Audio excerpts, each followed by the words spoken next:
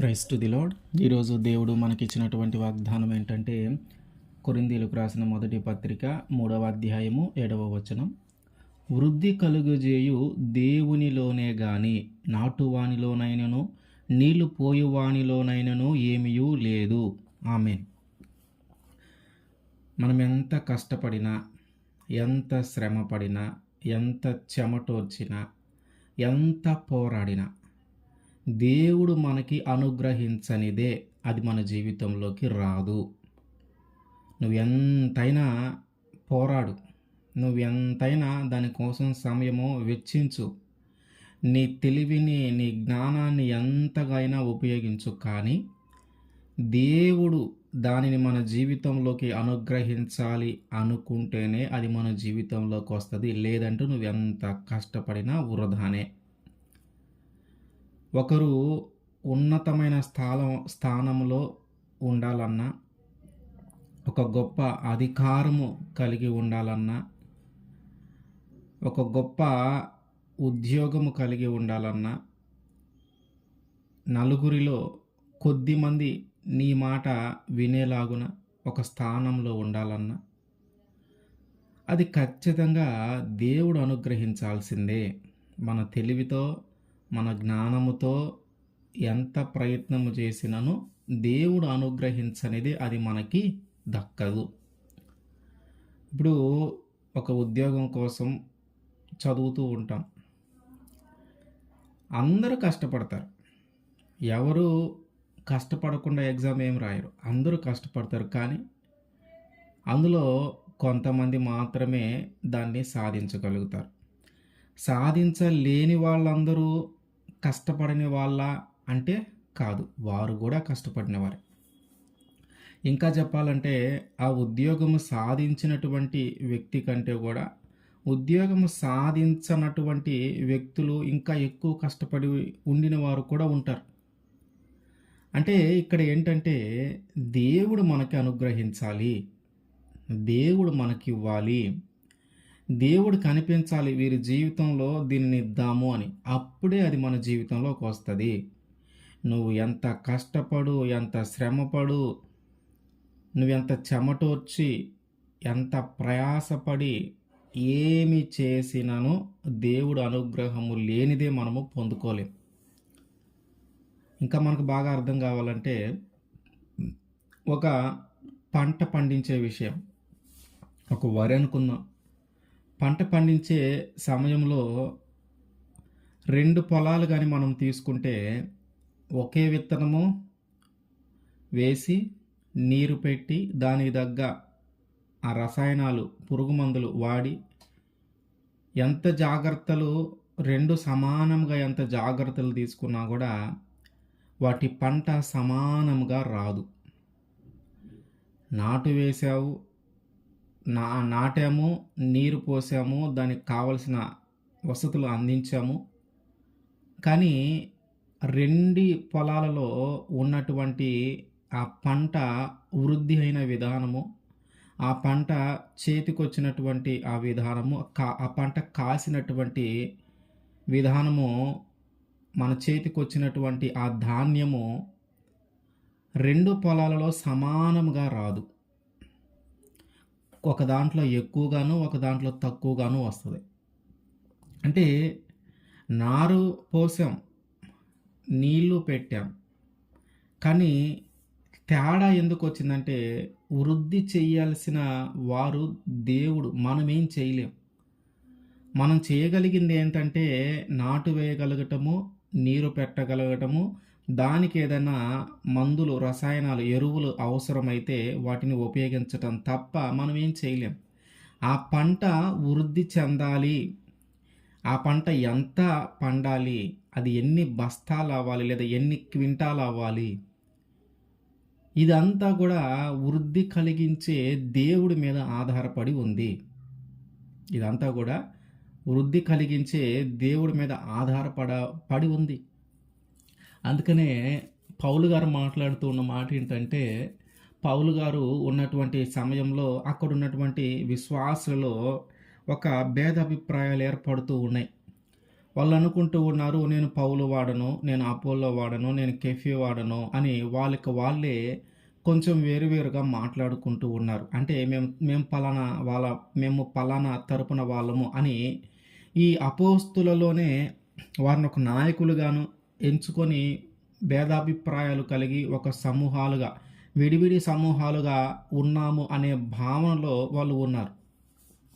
ఈ విషయం ఎప్పుడైతే పౌలు గారికి తెలిసిందో ఆయన మాట్లాడుతూ ఉన్న మాట ఏంటంటే, మీరు నేను పౌలు వాడనంటూ ఉన్నారు, నేను అపోల్లో వాడనంటూ ఉన్నారు, కెఫీ వాడనంటూ ఉన్నారు.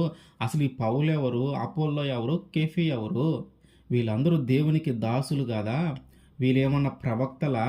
లేదా వీళ్ళేమన్నా దేవుళ్ళా? కాదు కదా! వీళ్ళందరూ కూడా ఆ సిలువనెక్కినటువంటి ఆ క్రీస్తును ప్రకటించే ఆయన పనివాళ్ళు.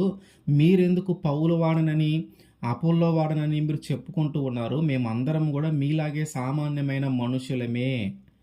మేమందరం గూడా మీలాగే సామాన్యమైన మనుషులమే. నేను సువార్తను ప్రకటించాను ఎవరి గురించంటే, ఆ సిలువనెక్కినటువంటి క్రీస్తును గురించి నేను సువార్తను ప్రకటించాను. నేను పునాది వేశాను. లేదా నేను నాటాను.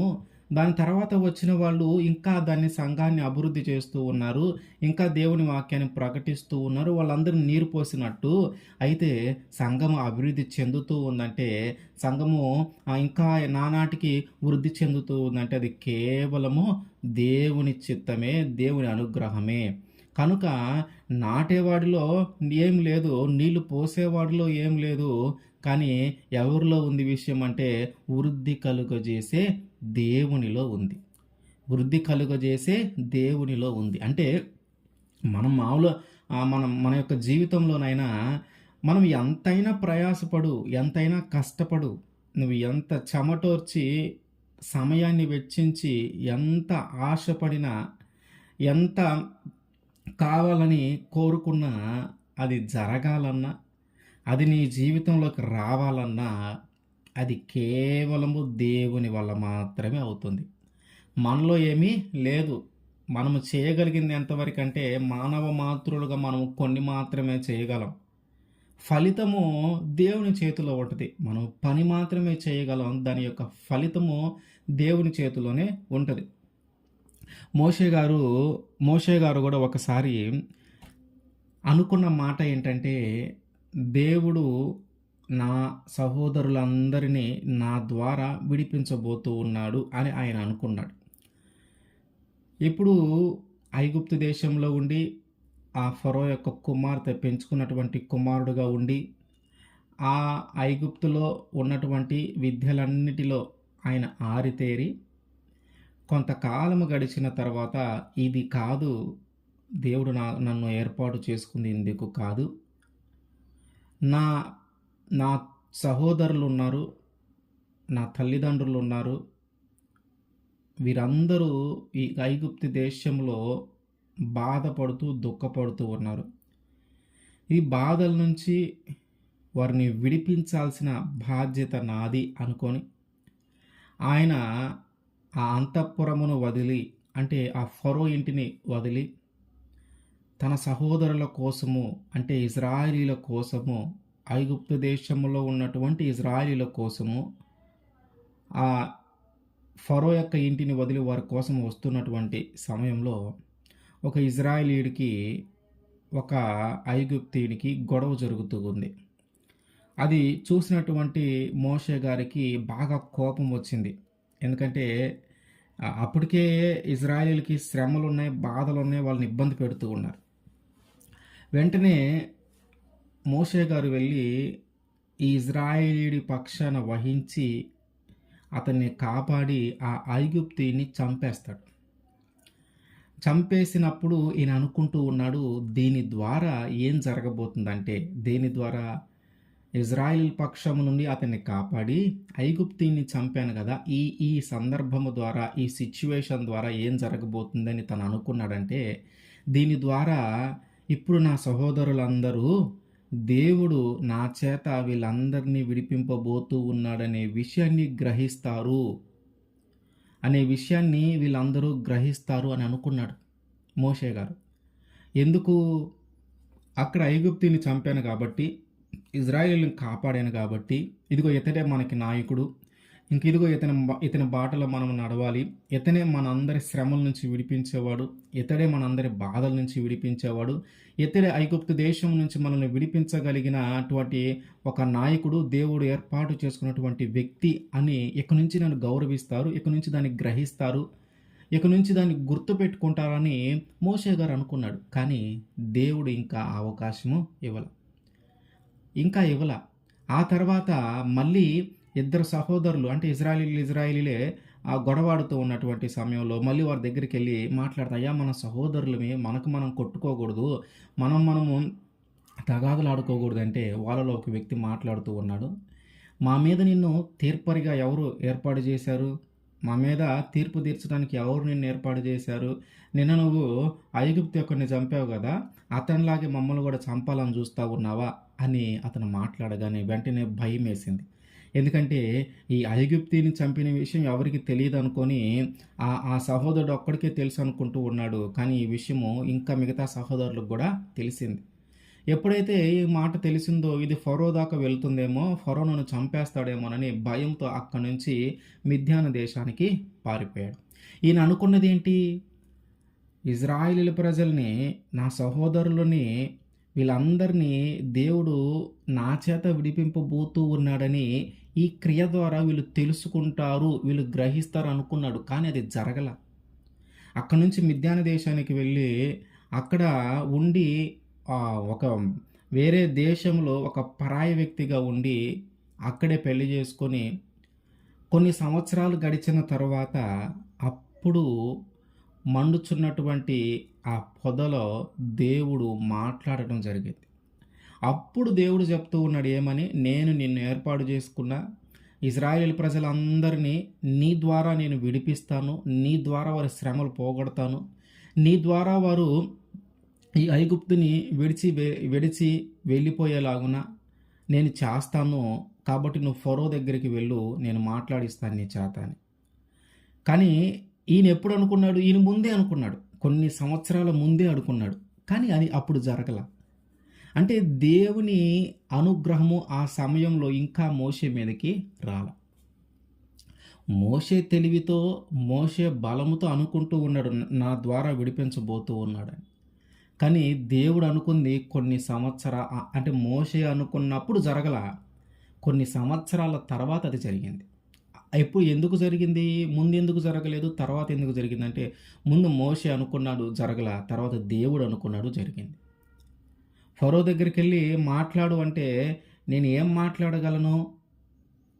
మాట్లాడగలను అని అప్పుడు తను తగ్గించుకొని దేవుడి దగ్గర మాట్లాడుతూ ఉంటే అప్పుడు దేవుడు అతనికి సహాయము చేసి ఇజ్రాయేల్ ప్రజలందరినీ ఆయన దగ్గర ఆయన నాయకుడిగా ఉంచి ఆయన మార్గంలో నడిపించి ఐగుప్తు దేశంలో నుంచి బయటికి తీసుకొని వచ్చాడు. అంటే మన తెలివి, మన బలము, మన జ్ఞానము లేదా మన బలగము వీటన్నిటినీ ఉపయోగించుకొని ఇవన్నీ నేను కలిగి ఉన్నాను అని అనుకొని మనమేదో చేయాలనుకుంటాం, మనమేదో సాధించాలనుకుంటాం. కానీ దేవుని అనుగ్రహము లేనిదే మనమేమీ చేయలేం. కనుక నువ్వు ఎంత ప్రయాసపడినా, ఎంత ఆశపడినా, ఎంత సమయాన్ని వెచ్చించినా, నువ్వు ఎంత పోరాడినా దేవుని అనుగ్రహము లేనిదే మన జీవితంలోకి ఏది రాదు. అందుకని ఆయన అంటూ ఉన్నాడేంటి, నాటేవాడిలో ఏం లేదు, నీళ్లు పోసేవాడిలోనూ ఏమీ లేదు, మరి ఎవరిలో ఉంది విషయము? ఎవరిలో ఉందంటే వృద్ధి కలుగజేసే దేవునిలో ఉంది. కనుక మన జీవితంలో ఎంత మనము తెలివిని ఉపయోగించినా, ఎంత జ్ఞానాన్ని ఉపయోగించినా, ఎంత ధనాన్ని ఉపయోగించినా, ఎంత పలుకుబడిని ఉపయోగించినా దేవుని అనుగ్రహము లేనిదే మనమేమీ పొందుకోలేము. దేవుని అనుగ్రహము ముఖ్యము. వృద్ధి కలుగజేసేది ఆయన. ఒకరు అభివృద్ధి చెందాలంటే ఆయనే. ఒకరు గొప్ప స్థానంలో ఉండాలంటే ఆయన ఇస్తేనే. ఒకరు అధికారము పొందుకోవాలన్నా ఆయన ఇస్తేనే, ఒకరు ఒక ఉన్నతమైన స్థానంలో ఉండాలన్నా ఆయన ఇస్తేనే. మనం అనుకుంటూ ఉంటాం, నేను కష్టపడ్డాను, నేను శ్రమపడ్డాను, నేను ఎన్నో ఓర్చుకున్నాను దీనికోసమని.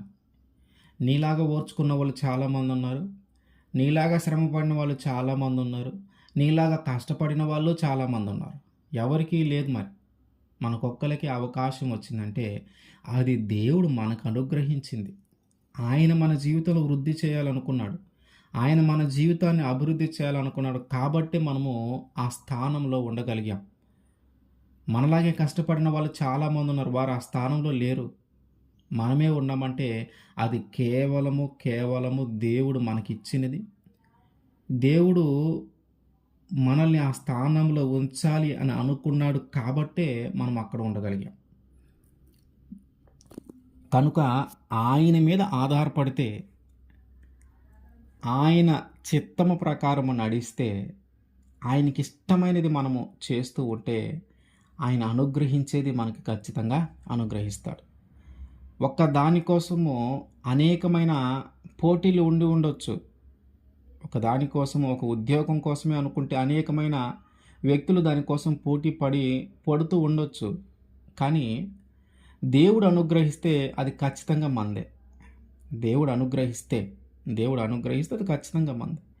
దేవుని అనుగ్రహం పొందుకోవటానికి మనము ప్రయత్నము చేయాలి. ఆమేన్.